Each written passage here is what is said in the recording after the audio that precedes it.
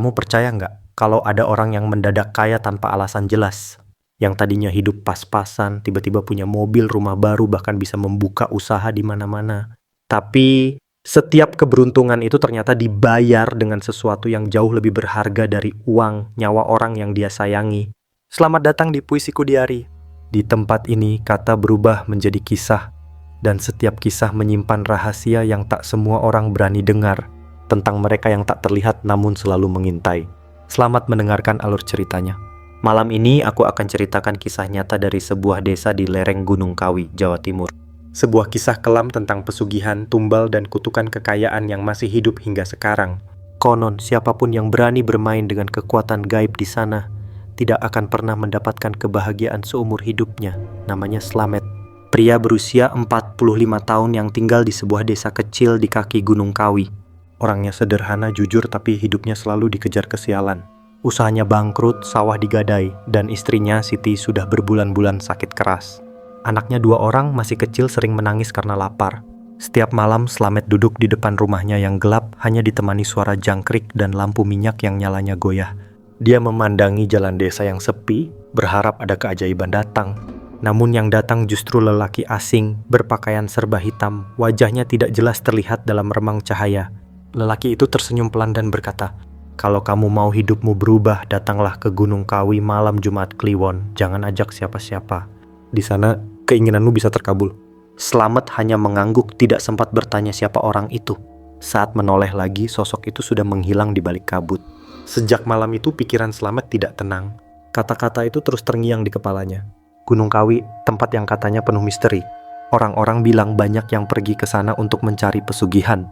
Ada yang sukses, tapi tak sedikit juga yang hidupnya berakhir tragis. Namun bagi Slamet yang sudah kepepet, rasa takutnya kalah oleh rasa putus asa. Dia hanya berpikir satu hal, aku cuma ingin keluargaku makan, aku cuma ingin hidup lebih baik. Perjalanan ke Gunung Kawi. Malam Jumat Kliwon pun tiba.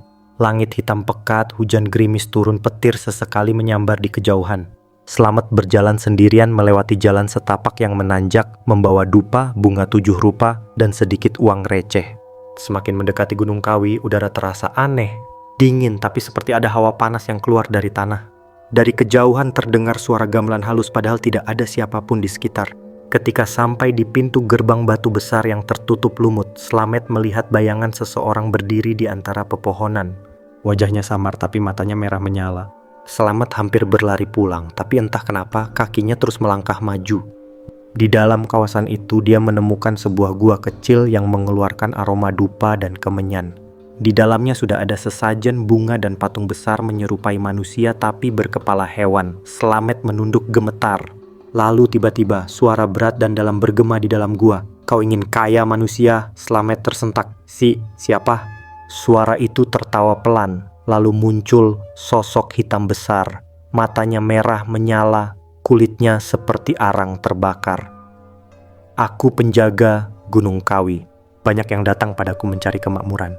Tapi setiap harta ada harga yang harus dibayar." Slamet menggigil. "Apa yang harus saya lakukan?"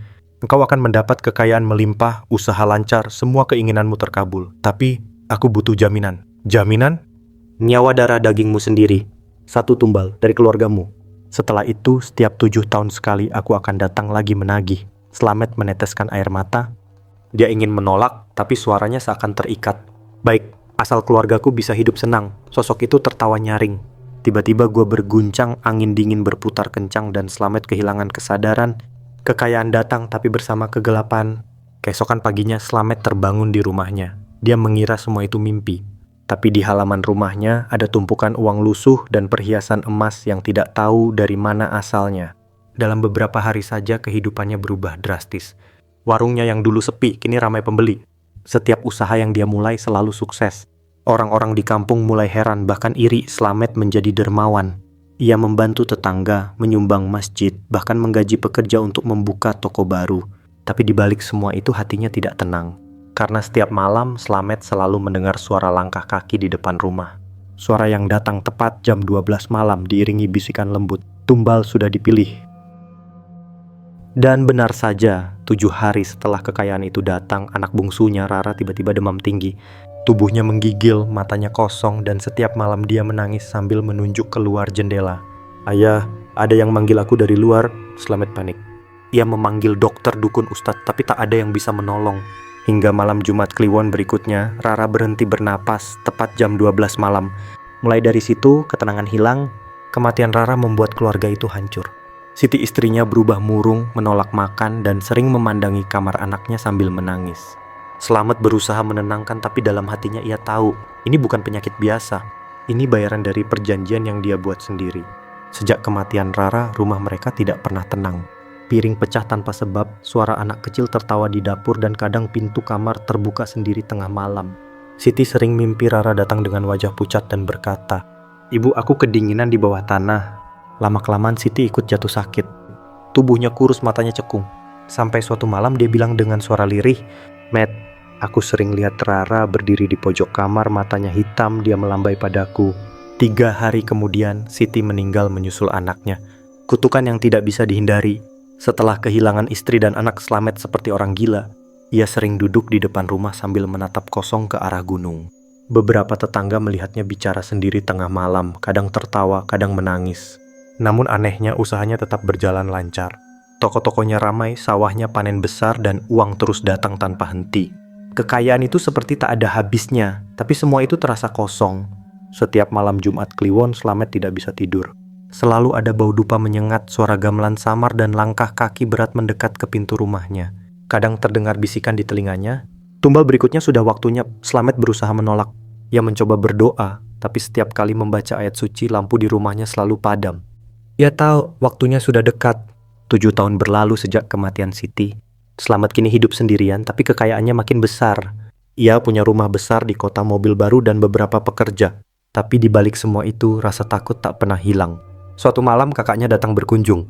Ia ingin menasihati Slamet agar berhenti mencari kekayaan dengan cara tidak benar. Tapi Slamet malah marah, menuduh kakaknya iri. Malam itu mereka bertengkar hebat. Namun keesokan paginya kabar mengerikan datang. Kakak Slamet ditemukan tewas di pinggir jalan menuju Gunung Kawi dengan tubuh kaku, mata melotot, dan bekas luka hitam di leher. Polisi tidak menemukan pelaku, tapi Slamet tahu siapa yang mengambil nyawa itu. Dia menjerit dan memukul tanah sambil berteriak, "Cukup, aku nggak mau lagi, ambil aja semuanya, jangan ganggu keluargaku lagi." Namun dari dalam rumah, terdengar suara tawa bergema. Perjanjian tidak bisa dibatalkan manusia. Setiap 7 tahun tumbal harus dibayar. Sejak saat itu Slamet jarang keluar rumah. Ia menutup semua jendela, membakar dupa setiap malam, dan menyalakan lampu sepanjang waktu, tapi bayangan itu tetap datang. Kadang ia melihat sosok hitam besar berdiri di belakang kaca, kadang mendengar suara anak kecil memanggil ayah. Setiap kali Slamet tidur, ia bermimpi berjalan di tengah kabut tebal di kaki Gunung Kawi, diikuti suara gamelan dan langkah kaki berat di belakangnya. Ia pernah mencoba pergi ke kiai untuk minta tolong, tapi setiap kali akan berangkat selalu ada hal aneh yang terjadi. Motor mogok, ban bocor, atau tiba-tiba ia kehilangan kesadaran. Sampai akhirnya Slamet menyerah. Dia tahu bahwa ia tidak bisa melawan perjanjian itu. Akhir yang menggetarkan, tahun ke-21 sejak perjanjian itu dibuat, Slamet sudah tua, rambutnya memutih, tubuhnya kurus. Desa tempatnya tinggal sudah banyak berubah, tapi orang-orang masih mengenalnya sebagai orang kaya yang kesepian. Malam Jumat Kliwon itu, tetangga melihat Slamet duduk di depan rumah, menatap ke arah Gunung Kawi sambil memegang dupa yang menyala. Bau kemenyan tercium sangat kuat. Beberapa orang yang lewat mengaku melihat bayangan hitam tinggi berdiri di belakangnya. Pagi harinya rumah Slamet dalam keadaan terbuka lebar. Di dalamnya, dupa masih menyala, meja berantakan, dan di lantai terlihat jejak kaki besar berwarna hitam menuju ke arah hutan di belakang rumah. Slamet tidak pernah ditemukan. Sebagian orang percaya ia dibawa oleh makhluk yang dulu membuat perjanjian dengannya. Ada juga yang bilang arwahnya masih gentayangan di sekitar Gunung Kawi. Banyak pendaki mengaku pernah melihat sosok lelaki tua membawa dupa berjalan pelan di tengah kabut lalu menghilang begitu saja. Kisah Slamet menjadi legenda di desa itu. Setiap ada orang yang tiba-tiba kayak mendadak, orang-orang langsung berbisik, "Jangan-jangan ikut pesugihan Gunung Kawi." Karena mereka tahu kekayaan yang datang tanpa kerja keras selalu membawa harga yang tak bisa dibayar dengan uang. Gunung Kawi sampai sekarang masih menjadi tempat yang diselimuti misteri. Setiap malam Jumat Kliwon, bau dupa sering tercium dari arah gunung diiringi suara gamelan samar. Konon itu adalah tanda bahwa roh-roh yang terikat dalam perjanjian sedang menagih tumbalnya. Dan kalau kamu lewat sana tengah malam lalu mencium bau kemenyan tanpa tahu dari mana asalnya, berhentilah sejenak, jangan menoleh ke belakang. Karena bisa jadi Slamet sedang berdiri di belakangmu, membawa dupa sambil tersenyum, giliranmu sudah tiba. Pesan moral dari cerita ini, kisah ini bukan sekadar legenda. Ia mengajarkan bahwa tidak ada jalan pintas menuju keberhasilan. Apapun yang datang dengan cara cepat dan misterius pasti menyimpan harga yang mahal. Mungkin bukan hari ini, tapi suatu saat bayaran itu akan datang menagih. Jika kalian suka dengan video seperti ini, jangan lupa like, comment, share, dan subscribe untuk update video-video terbaru lainnya. Terima kasih.